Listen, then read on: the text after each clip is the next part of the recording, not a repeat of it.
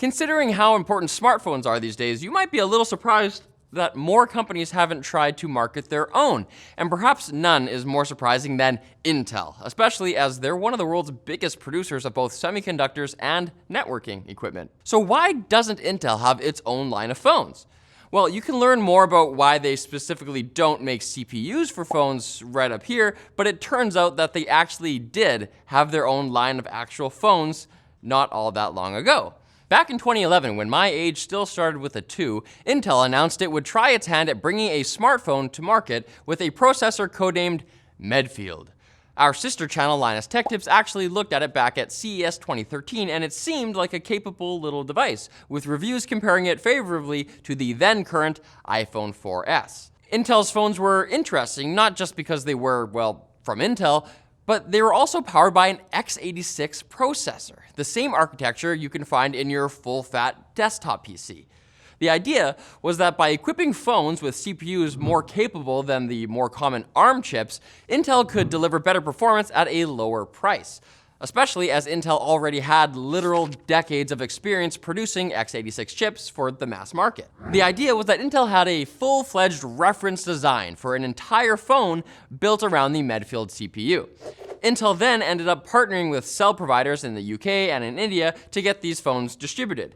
However, these gadgets were never popular enough to propel Intel into the minds of consumers as a viable choice for phones. But why not?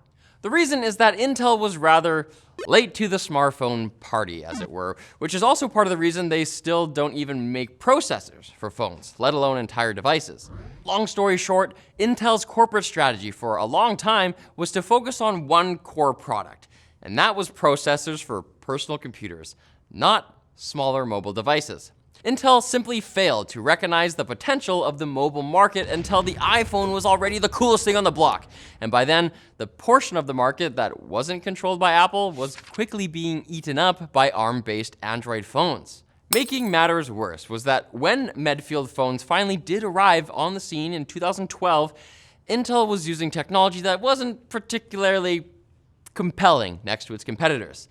The phones were still using 3G technology, even though this was around the time that LTE really started to take off. The iPhone 5, for example, came out the same year, representing the first iPhone that supported LTE. Although Intel did intend to put LTE in subsequent phones, they were in a poor position because they didn't offer it from the get-go, so.